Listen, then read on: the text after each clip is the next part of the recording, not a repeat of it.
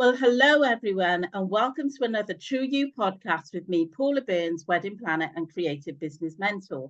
And this is the place where we have open discussions to understand who we are in order that we can live our lives to the fullest. So I'm here again with another fabulous guest, and every week I like to bring really interesting people to the table to talk about their lives and how they're living their true lives. A lot of the times, maybe they might be working in that area of work where they're helping other people be their true selves as well. But sometimes they're just sharing their life's journey and hopefully inspiring you to do the same. So I'm going to get straight into it because I've got something a little bit different today, because normally I have female guests on the show, but I have a male guest on the show with me today. And I'm going to try and make sure that I get his name right. So I'm going to introduce him now to you all. So I'm really pleased to have you on the show. Welcome, Tassos Kotzias. How are you? Perfect. Amazing, Paula. Thank you for the introduction. It's a real pleasure being here with you. Thank you for hosting me. Yes, I'm excited. I'm excited to have this podcast with you, and let's see what comes out of it. We have to be open to the unknown, right? Sometimes. Yeah. Absolutely, absolutely. Yeah, I'm really pleased to have you on the podcast as well. So let's just start off by just sharing, if you can share with everyone, what is it that you do? Yeah, among other things. But just kidding and joking aside, yes, I'm focused in holistic coaching. So I've been trained and qualified in the US in a holistic training institute, holistic coaching training institute, right, for the last years. And I'm a full-time holistic coach where I support specifically women. And thank you for inviting me to a show that you say that usually have female guests, Yes, right? I think it's because you serve women as well. You're perfect for this show. Exactly. So I try to support women executives and women business owners specifically that they really struggle in their everyday lives to manage their work requirements, their career goals, professional goals with their personal life and with their family life. Because we've noticed, and we all know really that this is a big issue, in the society right now, how a woman can really prove what she's capable of professionally, and at the same time have the balance and the harmony needed to be able, to be happy with her family, to be there for the family, to be present for the family, for the social activities, for her husband, for her family, overall relationships, and everything that's required, everything that it's required by her actually, from the other people. Because it's a very challenging task. It's a lot of juggling, isn't it? For women, Yes. specifically, we feel like we have to be there for everyone. And we put so much pressure on ourselves because, it's like, we're the center of it all, just to make sure it's all working. Yes, true. I have, and if I may add something on that it corresponds and it relates to what you said about the true self and about how to be happy in our lives. This is a very challenging part because the women by nature, I would say, in a big part, right, in a big percent by nature, they're willing and they are eager and they want to give everything. They want to give everything to others, to the family, to the kids, to other people, to give everything that they have. But unfortunately, many times this drains them, this burns them out. Right. So here we are today to try to see what are the strategies, maybe, or tactics, or we can have an open discussion to see how we can cope with this, on this daily basis, and to be as practical as possible, because it's important to be practical and not just talk about, theory, or just talk about in general. Yes. Yeah.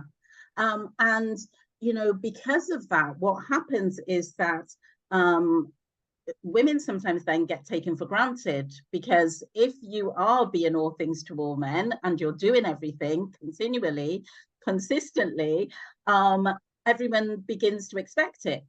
And so that's even more pressure on us as individuals, because we've sort of made that we've made the problem for ourselves, haven't we? True. And, the negative side of it is that sometimes also we get blamed for that. I mean, women Yeah. get blamed for that. Right. Mm. So, and I used we because, I talk to so many women every day. Yes. Sometimes Yeah. I get really into their shoes, I get, and of course I have my wife as well, which goes through the same, Yes. Yes. so it is really the case that sometimes even with the women sacrifice a lot of themselves. Maybe they don't take care of themselves as they should, because they give too much time to the others, to the family, and to their career, and to the other people around. They forget about themselves, and still sometimes they get a blame Yes, for exactly. not doing things good. And this Yeah, is really, really, really a challenging situation, a really it difficult is. situation. It is. It is. It's almost as if you feel like you're on the back foot already when you start to work with women, because it's really hard to sort of like you have to then get them to a point where they're ready to get some support and get some help and to think about life in a different way. Because sometimes you're so close to it and you're so, involved in it that you can't see a way out. True. This is a big truth, because all of us, either women or men, most of the time we don't have the self-awareness Mm, where we are. What do we really need? yes. What do we really want to achieve? So Mm, why? Because a lot of times there's a misconnection with our values. There's a misconnection with our spiritual life, absolutely. the Yeah. spiritual self. There's a misconnection with our true self, with our authentic Mm, self, right? So mm, this is why we find ourselves most of the times in that space, that we don't know really what we can give, what we can yeah. offer to the community, to the society, Mm, to this planet, or to this earth, whatever, yeah. depending on the spiritual path of everyone. Mm, yeah. And then, but that also depends on the stage of life of many people. Yeah. So there's a lot of it varies from person to person, from self-awareness to self-awareness, and and also the curiosity, if I may add, Yeah. curiosity of every person. Yeah. Yeah. Um, what is it that you love about what you do? Oh, I love very much to see the transformation, to see really the transformation that makes me extremely happy and extremely grateful that I'm into this holistic coaching space, because I can really see the transformation for women when they start working with me, or even just by maybe one session, or just a discussion for half an hour. Sometimes miracles happen when you see someone ending in a session, a coaching session, and all of a sudden they are completely different people. They're happier, they're calmer, all of a sudden they have much clarity, they've gained clarity in what they want to achieve. So this gives me great satisfaction. This is really my inner, let's say, motivation, my self-motivation, that really I want to go to the call, I want to listen, and I want to understand how I can support and how I can help this individual that I have in front of me. And that's why it's you living your true self, because you can tell you're so passionate about helping others, and it feels like this is where you're supposed to be, and this is what you're supposed to be doing in your life. With my mentoring, when I work with female business owners, because again, it is dealing with this whole thing about finding your true self. I always start with them, because it's always important to understand, as you say, who are they as an individual before they start thinking about their business, because I'm there to sort of like support them and help them with their business. But I think it's important that they've got to start with them first. Who are you? What do Yes. you want? Before you think about the business, what do you want for your life? So yeah, that's really important. I want to ask you now, I want to sort of take you back. I always ask this question of my guests. What was your childhood like? Because I always feel like when we talk about our childhood and where we come from, what that journey was like, it sort of has some sort of effect on what our life is right now. Yeah. So tell us a little bit about your childhood. Yes, I would totally agree. And you know what? I made this connection in the recent years with a coaching profession of mine. and especially the target audience and my market, let's say my niche market, to help and support women in this Yeah. space. Because I lost my father when I was like 1 year old. So basically, Okay. I never met my father, only by photos. So Right. I got to grow up. I got to grow up in a family with my mother and my sister, Right. 2 years older. Yeah. So I think subconsciously, without me understanding this brought me closer to the responsibility of taking care of the family and Yes. taking care of my mother and my sister Yes. while growing up. But I had never realized this before. I had not realized this before a few years ago. Mm. With the coaching now, coming into the holistic coaching space and starting opening up and going myself also through coaching and mentoring, then it clicked me. And I said, look, so it's a very great question that you asked me, because I find really the connection on that, with my childhood years, that I grew up in a family of basically two ladies, two women that I Yes. had to take care of. So That's your connection I then had to to the understand women. exactly. Yeah. I had to understand how they think, how they feel, what are their emotions, how I can be there for them or not. And I cannot say that I was successful all the time. No, no way at all. Sometimes I was not successful at all, but slowly, year by year, growing up and studying and being curious, as I said before, I'm coming closer to the level of the empathy, the level of compassion, the level of, Yeah. understanding much, much deeper what a modern woman goes through. Yes, absolutely. So I love that sort of connection that you've shared, that about, how you were growing up and seeing how the females in your family were navigating through things. And as you say, you don't normally think about this until it only sort of occurred to you quite recently, the connection of what you do now to how you grew up, because you got Correct. that close with it, so what did you do in terms of a career then? Because you haven't, when did you get into what you're doing now? What were some of the steps? Yes, so I spent around 25 years in corporate environment, first of all. So I was a manager, in a multinational, also in a Oh, big, I did in a, that as well. also, yes, also, We all fall into that trap. exactly. I had my master's degree, my MBA degree Yes. in the US, and also in France and in Asia. It was an amazing experience. And then I got into these corporate multinational environments, in also big Greek companies. Had the opportunity, of course, to travel and enjoy, Yeah. by working hard, but at least at the same time enjoy.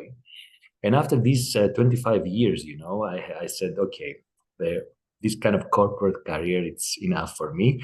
I had Mm-hmm. enough. I had enough. And I realized that during this career, I had a lot of women coming to me, a lot of female colleagues coming to me, and they were like asking me for things, personal Yeah. things and professional things, about their careers, about their family, about how they can cope with things, that. And again, I was not realizing this back then because I didn't know anything about coaching, right? You were talking now 15 years It ago, was right? natural. It was Yes. just natural And to so you. it was quite natural for me, to just guide them, give them some advice, maybe asking them, being curious about their issues, about their problems, the challenges they face. And it was a quite natural and interesting discussions. And then this slowly it shifted, especially when the last year here in Qatar, it shifted a lot. And this is how I got curious on the coaching space. And this brought me, I have a lot of other experience, of course, that brought me specifically to the holistic coaching space, Mm-hmm. which is something very, very particular and very close to my heart. And not just general life coaching or just general any Yeah. other, or executive coaching or career coaching, etc. Right? Because holistic coaching addresses all four different levels of physical, Mm-hmm. mental, emotional, and spiritual. Spiritual. Yes. Yeah. I've connected with a few coaches like that, especially, as um, uh, guests on this show, Mm-hmm. where we've talked about, because I'm very passionate about the spiritual side of it, the Mm-hmm. because we are more than just what you see. We are more than just this. You know, we all have a soul, a heart, the inner voice, all of that gets neglected so often.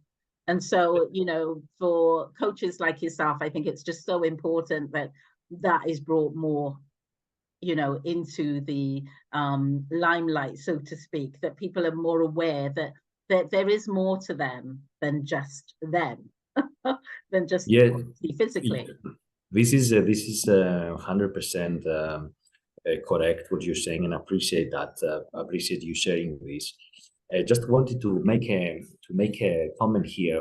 Before you mentioned about the who we are, right? So in coaching, there is a very specific diagram, right? Which is basically the vertical axis, the who, and the horizontal axis, the what.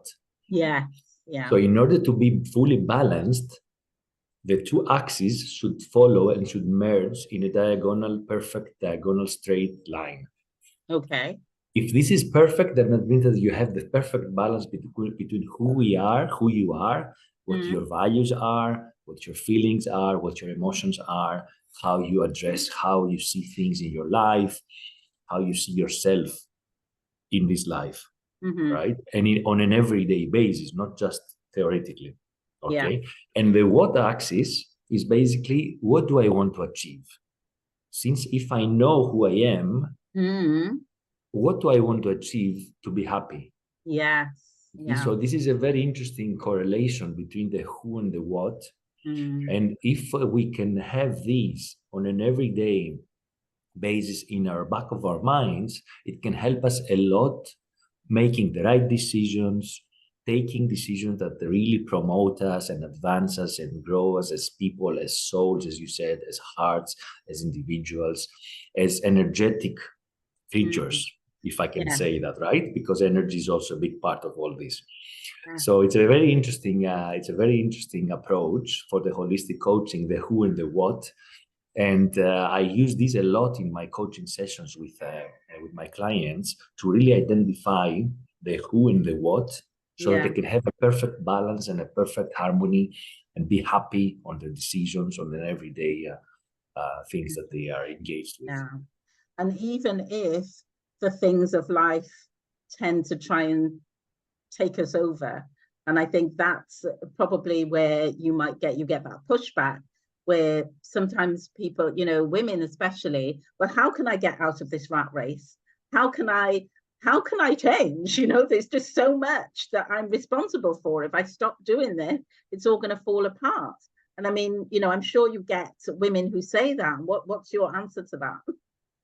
Yes, which happens to all of us, not only women. It happens to all of us, you know, at the specific stage of in our life or specific phase in our life, because maybe we go through, let's say, divorce, maybe go through a physical accident, maybe we go through an illness, maybe go through a separation with our children. Even that, imagine we're growing up, you know, and all of a sudden our children become 18, 19, 20 years old and they leave the family. This separation anxiety immediately can bring us to the negative side, not being happy, you know, or going to this kind of maybe like depression or whatever. So all of us can go through this through these phases. Yeah. So it's as we say sometimes, you know, you go into the rabbit hole, and you go deeper and deeper and deeper, and deeper. Exactly, and it's very difficult sometimes to take out. This is where we need this kind of support, and we need to. Yes, absolutely. Yes, this kind of support, and we need to just gain the clarity that there are options. For me, I think this is the reply, the answer to your question. It's that we can get the clarity and that we can have options. Yes, once we understand that we have the option in our hands, always have options. Always. Exactly. Then it's like 50% of the action to understand that we have the option in our hands. Yeah. You've had quite a journey, and I like listening to the, you know, what it was for you as a child, then growing up, and then, you know, the journey being in corporate, going through that whole experience, having women asking for help, and then you doing that inadvertently, and then moving into the coaching circle and the holistic side. Life is a journey, right?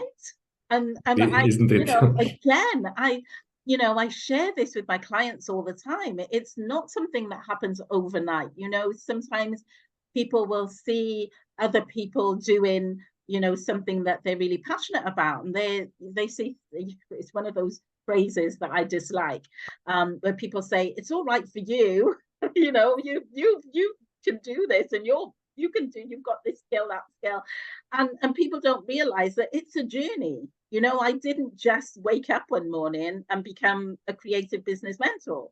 You know, I went through a journey. You know, I was very, very quiet when I was a child. Didn't say boo to a goose, and I spent so much of my time in my own company, and that's where my creativity came from, because I spent so much time in my own company. Books, writing, being creative, all of that stuff. My imagination was just huge. So that's where it all came and started for me in terms of creativity. And then moving into the corporate world, because that was what was expected. But then in my spare time, I did a lot of creative stuff. I sang in a band, I did amateur dramatics. Nice. You know, it was just, you know, all of these sort of things that was me. And then you get to the point where you make the decision, I need to do something that's more me. And, you know, I got into events, weddings, and then it naturally progressed into, you know, also doing the creative business mentoring for small businesses. So yeah, the journey is so important to realize that life is a journey, you know. You're You're a multi-talented. I applaud that. Congratulations. Oh, thank you. Did you? I'm going to ask you a question. Sure. Was there a time that you felt like, because I think we all go through this at some point, but sometimes there might be something significant that you felt that you lost your way. Was there a time in your life that you felt that you lost your way? Yes. And just had to, you know, take stock? Yes, 100%. There was one, and it was when we decided to come as a family here in Qatar, because this is what, for me, I consider like a disruption on one hand. Yeah. Which, because from when I was 18-year-old entering the university until 42, 43-year-old before moving here to Qatar, my life professionally and personally was like really like a rocket. You know, it was really like a flow, continuous flow, easy flow. Yeah. Easy flow, meaning psychologically and emotionally, it was an easy flow.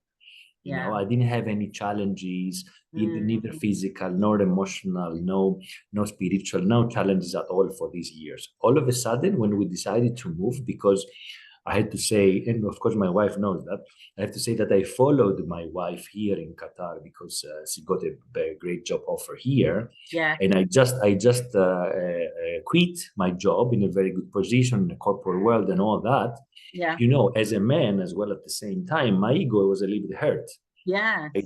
I did that for the family. I did that because I saw an opportunity potentially for myself, you know, in a new country, doing different things, you know, relocation and all these. But it was not easy in the beginning at all. I had to stay back home. Change, I had to take care of my son while my wife started working from day one when we arrived here. When we arrived here, it was a very challenging environment for her. She had to work 10, 12, 15 hours a day sometimes. Yeah. Right. So I had to stay back with the family, with my son, etc. So this was for me, a big disruption. Yeah. And then all these feelings of, you know, lower self-esteem, of, you know, of maybe, okay, what I'm doing here. I've sent, imagine back then, literally around 500 CVs to local companies, local organizations, and I wouldn't even get a phone call. Can you imagine? Or an email. Was difficult.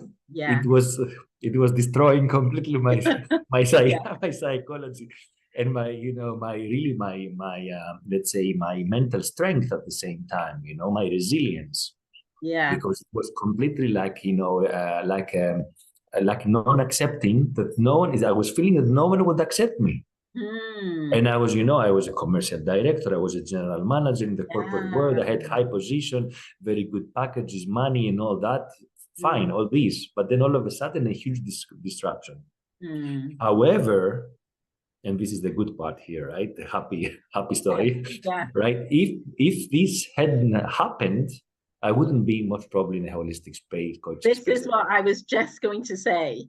I was Yes, going to say it was your making, it was your disruption that, yes. and I read something recently, somebody shared something on social media, and I can't remember the exact words, but it was like, when you're being moved into the space that you're supposed to go to, the actual space that you're supposed to be, there's a disruption and there's an Mm, uneasiness and there's all this sort of like stuff going on. And then all of a sudden, it all settles because yes. all those pieces find their space. But you've got to have that disruption because it's like you said, in your life before, everything was swimmingly, easily going along. You didn't have any challenges, no anything. But could you say, I mean, if I ask you this question now, did you feel fulfilled? At that time when everything was going swimmingly, or, you were just living life and every day, just going through, was it a fulfilled life for you like it is now? Yeah, it was fulfilled for the time being, let's Yeah, say, for back then, because yeah. I didn't have the inner understanding, and Mm, I didn't have the spiritual curiosity back that then, is true. right? Yes. To reply to the question, who am I? You see? Yes. Yeah. So you think you're okay. You Exactly, think you're exactly, okay. exactly. And Yeah. as I relate perfectly with what you said before. Yes, I relate 100% that we have to go. I think we have to go through this disruption in our Mm, lives, one way or another, even if it can be painful or if it can be mm, hard, or even if we struggle with it, in order to really settle, as you nicely said, settle everything down, and mm, then come out as a transformed person, and as mm, transformed, being, and as transformed, personality, character, or whatever, to continue our life journey mm. for what we are supposed to be in the first place. Yes, absolutely. Yeah, I like that. Yeah, that's we're always, I feel that everyone has that space of who they're supposed to be. And it's we whether we know it or not, when you realize that you have to find that space and you find that space, it just feels like you've come home. Yeah. You're there. You're home. And not everyone can understand that, which leads me into my next question. Mhm. Um, how were people around you when you decided to move into this field?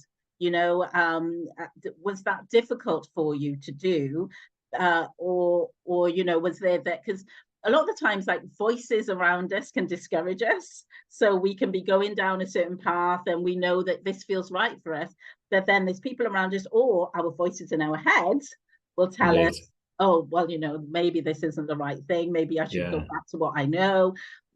How was that for you when you moved Yes. into this space? So fortunately, there is no self-doubt, Yeah, because I really feel that this is the path for me and this is my mission.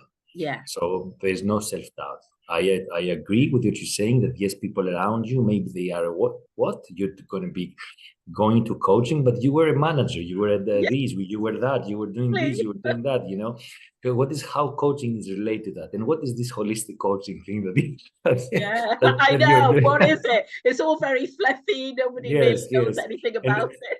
exactly, and still people cannot really relate or cannot really understand, right?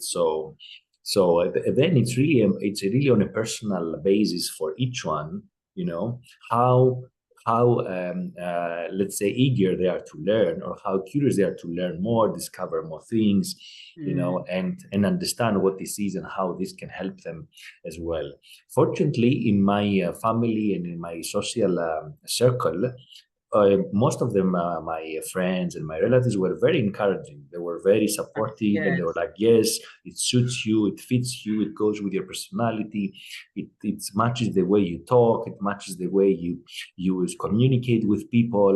We think that you can be successful." So this gives me, like, positive energy and Yeah, fuel, to move on and proceed, and of course I have a long way to go, right? Like yeah. everyone.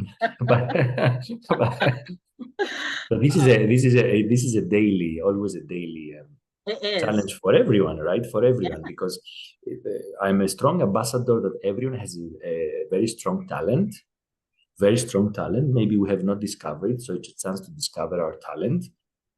But then talent by itself, it's not enough. You No. have to nurture it. You have to work on it. You have to study. You have to communicate. You have to go through different phases in order to be really at the level you wish to be. Talent is not enough. In sports, it's very obvious, right? You can have the most talented player in the world. If he doesn't put the effort, he will never be successful, that successful. Yeah. And of course, the opposite. Some other guy which is like medium, some other person who's like medium athlete, a medium sportsman, if he puts the effort and he puts the hours and he puts the dedication, the commitment can go at a higher level than the talented one. So yes. But that's all to do with mindset as well, isn't it? Yes, like 100%. Yes, because the dedication and commitment, long-term commitment and long-term dedication is a mindset, of course. Yeah, absolutely. I'm really enjoying our conversation, Tassos. I think we Me too. Coming to this point in our chat, I've got some quick fire questions that I want to sort of just finish off the podcast with. You can put a bit of meat on the bones if you want. But there's some quick, easy questions for you. Well, I hope they're easy questions. Okay.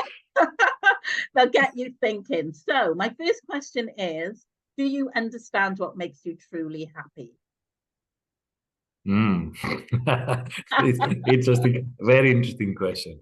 If I can say on a real practical terms, something very quick that's coming is that when I wake up in the morning, without an alarm clock, and I get up from bed, and I say, okay, now it's time. I can go do some exercise maybe, or I can have a nice breakfast, or I have to go on holidays at that day, or, I have a nice, interesting meeting coming up or an interesting project this morning, and I'm really eager to go and enjoy the day and feel the day, right? And then in the evening, when I go to bed, I feel that I'm relaxed and I feel that I'm full of and you've the achieved something day that I did, without necessarily being something that is like a crazy day or crazy full day, but at least I felt that I achieved something that day. I feel that at least,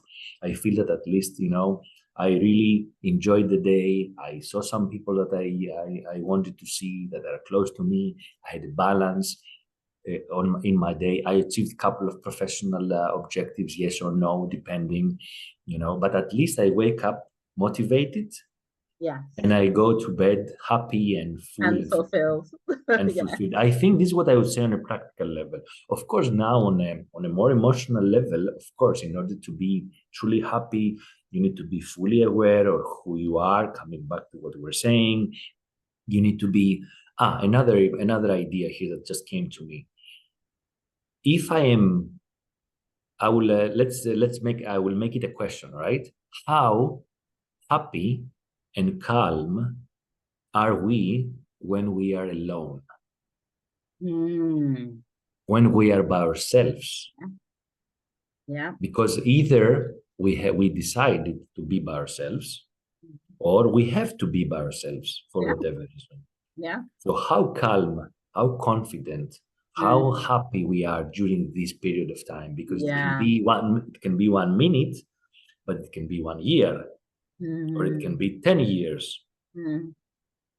So this is I would say this is the measurement for me for someone being happy. How I wake up in the morning, how I go to bed in the evening, and how I feel when I'm alone. Because alone time for me is so important. Just having that space to be and to contemplate and just not even think about anything sometimes, or do something that I love doing, like reading or listening to music, or just being. Exactly. And you're right. You have to be happy with yourself to be able to do that. Yes. If you're not, then self-doubt comes, then negative thoughts are coming up all the time. The monkey mind does not stop. You cannot sleep at night, etc., and all the more difficult conditions and situations, of course. So this leads me on to my next question, which is, how good are you at being still to feel emotion, to feel how you might be feeling at any one time? I don't know if I'm good, to be honest. I don't know. I can only share that because I do a lot of meditation as part of my holistic practices, and because I do also Kung Fu training, and I do also Qigong, the Oh, Qigong, the inner energy practice, yeah. from the directly linked to the Chinese traditional medicine. So I do a lot of meditation. So I have the chance to really be there, as you said, in this space by myself Yeah. with my thoughts or without any thoughts, which is very difficult to achieve without any thoughts. Maybe it comes for a few seconds only, and that's already success. Right? I If know. we, So many if, distractions. yes, if we can manage these thoughts, even for seconds, not I to have these know. thoughts.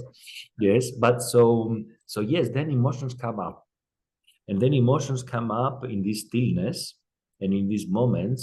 There can be emotions of gratefulness. Mm, There can be emotions of forgiveness.